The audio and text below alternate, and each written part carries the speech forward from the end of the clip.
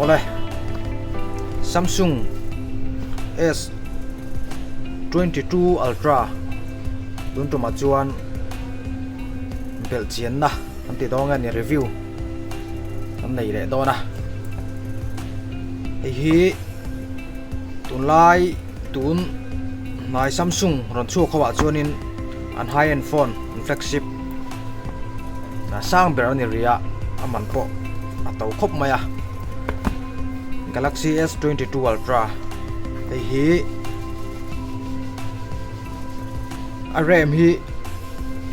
12 ania a phone memory a room hi 256GB ania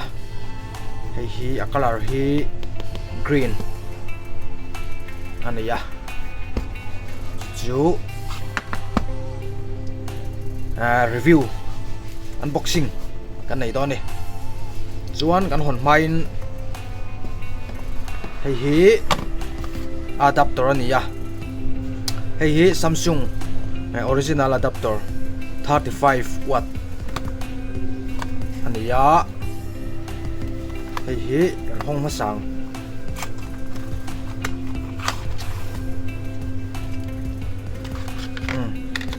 hi type C le USB in avi theya USB hi watt som panga max ania type C hi lahi 35 watt ani na ang takin lahin apet chuak don ani hi a charger ta na kan han lak tel ania that mel khop mai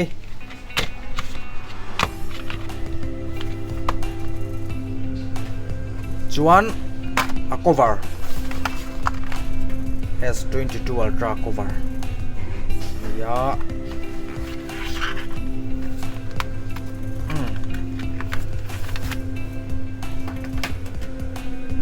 hay thật mail khóc mày S22 cover tuna chuan a phone tak khon na kan lo nei yang S22 Ultra Galaxy Samsung S22 Ultra ngon lang ta wow lian chaber ber la mai hi 6.8 inches ani ya len jong hi chuan la hi volume up down button ani ya hi power button ani ya chuan la hi type C charger sim thunna hi S Pen anti kha ani ya thunna mai khop mai mai pe thei boka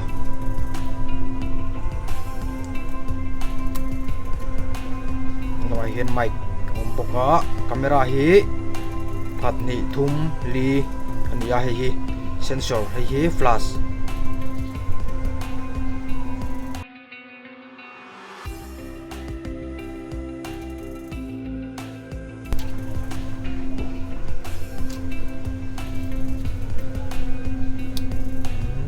nal khop mai hay green color ania a green dan hi a hring hlui lem lo a khop mai la hi stainless steel ania steel hey lai beli ta siri ding thei em le ding thei ni ding la la thei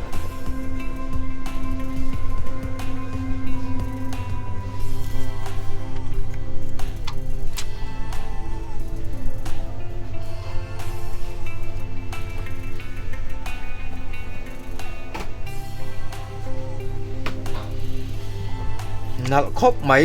a sei tha maro chu phone lian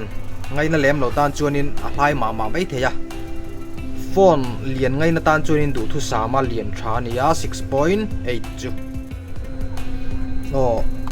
enge accessory saron chom hi kahan enanga hi sim ejector hi aron choma hi sim ejector pakhat aron choma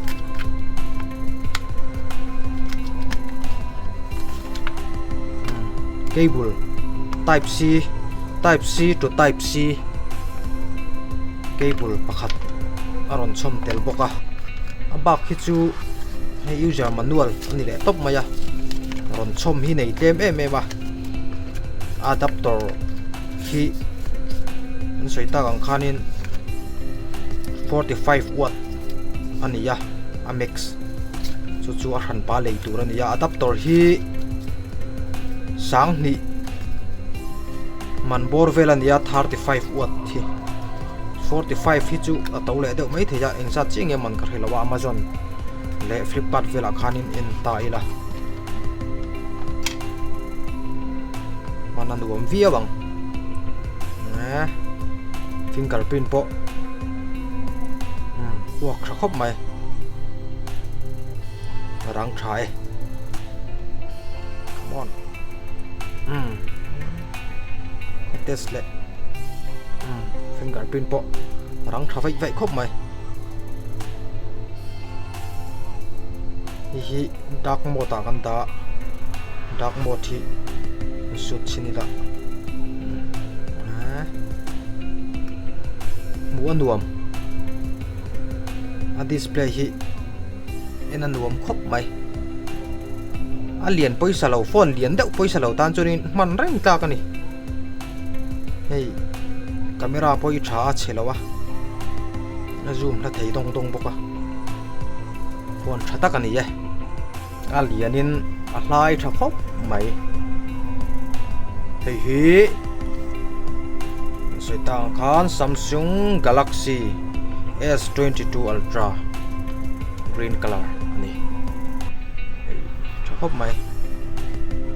na hi it's panel an tia na hi anin apps kha da thia shortcut in khoi chu jung thei ni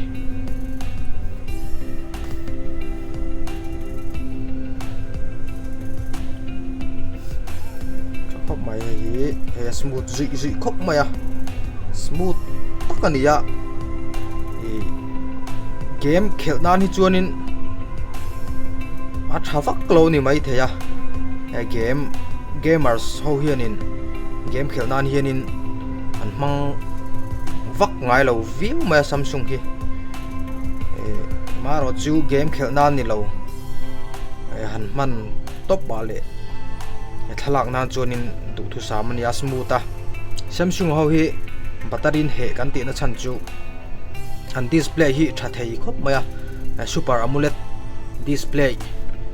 an man thina wang hianin an display hianin battery hi eina ni na langa hei po hi a battery hi sanga mAh chania amaro chu chutite luain atlo lem lawa Samsung ho hi S22 phei kha chu battery he khop maya amaro chu kha a battery ate ya sang thum le ja sari mAh chania a screen lai zong kha S22 kha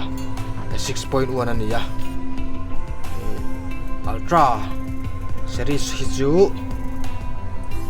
ron lian ta 6.8 ania chuan battery hi sanga mAh aron nia alien ve tok veo to tho na chungin chu til tuk chuan an tlo lem lo ani man anuama asmuta alian ma sai ipte a hianin ipte an a hianin atol chok pur duwa phone lian ngai na lo tan chuanin al hlai ma innarin oma phone lian ngai na alien du ta ne ro chuanin du thu sam lian ani an ti to kha atra khop mai mananduama Samsung ho hi tun ma ho kha chu touch UI an UI kha ari khop mai amuang nul kha aom thina an man dei deuh phei chuanin amuang na sa em amuang du em touch UI kha ari ta ase tuna chunin one UI hi anon mangta anon thakan UI hi zanga man anuwa tin muang hnul po kha aum ta lem lowa smooth zui to maya dik thuk to maya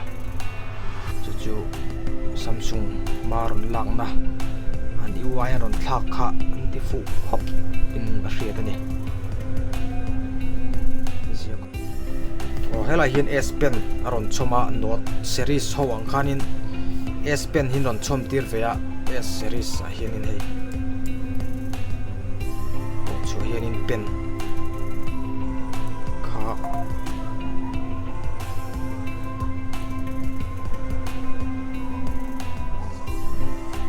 isi thei ni thakop ma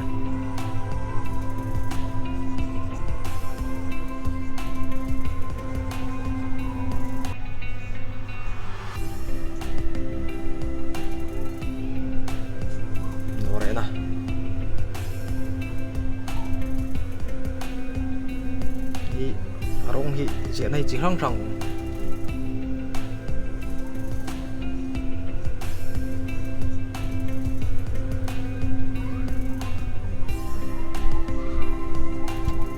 khop mai lem ziak ngai da tan ti mayang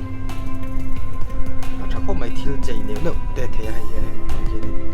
no hi azia thei boka hai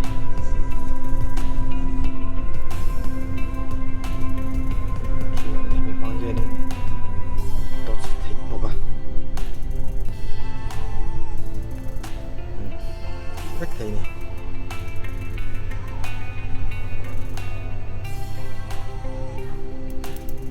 chuan camera hi hemi mang hianin shot thei boka he helai me hianin la hin paton om hemi me hian how my S Pen sang rang kha ti thei ni hi screenshot na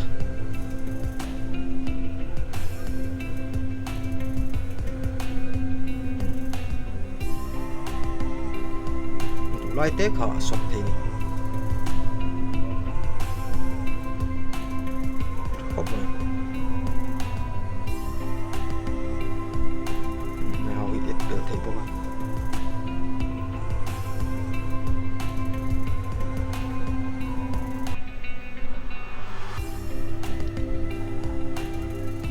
Samsung S22 Ultra smooth zui khop mai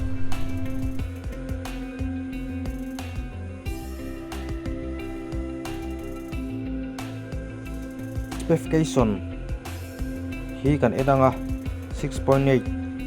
ania zale pariat megapixel ania camera hi atuna kan review mek lai hian in Exynos chipset manglawin Qualcomm Snapdragon amanga a battery hi sanga mAh ani ni chuan hei 5G support a chuan he phone hi sang hi som pan hi February ni kuan launch khan ya chuan a display hi dynamic AMOLED 2X ania hi a thakop ma display hi Samsung in chuan ve na nia an AMOLED display hi a fi reng boka en nuam boka chuan PPI hi zanga ania hi fi khop ma PPI hi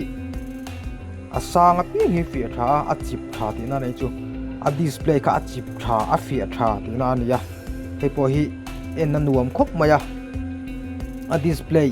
that bang po hianin battery a he pha deuh ni na lang ni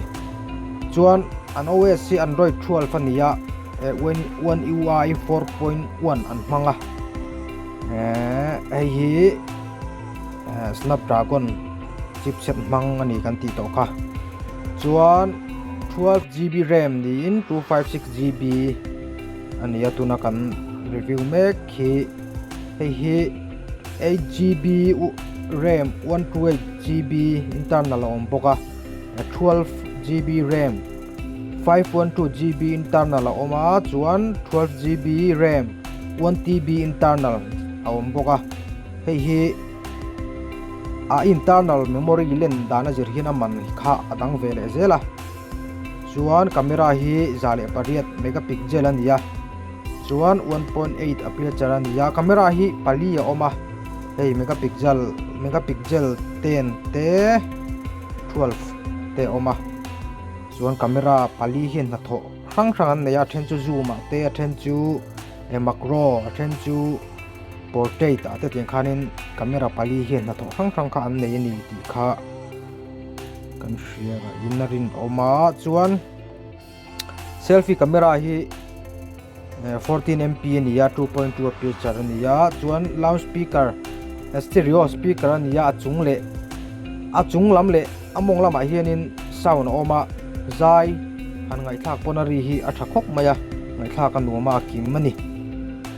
chuan USB hi type C 3.2 ania hi data transfer chak thale tura ngai ania chuan fingerprint hi a display a hian awma fingerprint po temper bell lo chuanin rang thawai vai khok maya temper bell hi chuanin tlemin alo block ve temper hianin temper tha de ulek kan bangte ni lo chuanin screen guard laminate top mani chuanin ala chak tha thowa man lo phei chuanin chak tha tak ani chuan face unlock om bokai poi tha khok maya charger hi 45 watt hi azo sanber ania adapter sanber 45 thengin a charge theja 45 hi chu achak thavi winarin oma ituna kan man tur hi 35 adapter watt ania hi po hi chak thakop maya chuan wireless charging a hianin watt song panga thleng kha mix ania hi po hi fast charge chuna chak ve tura ngaila chuan reverse wireless charging hi antinan wireless charge support thau phone kha hi ama hianin a charge vele chong theini wireless mang hianin ma se ei chu a charge chak bak lowa 4.1 watt vel mix ania ho hi aspect tlang pu chu nia kan enchian tu chuan google khanin an search sila enchian tu ra tamaya specification hi chu kan kha aspect kan han ka tlang pui kan han en ho thei chun le ta sela hi tuma Samsung S22 Ultra review kan han nei zoi thei ta chu ti zong kha ni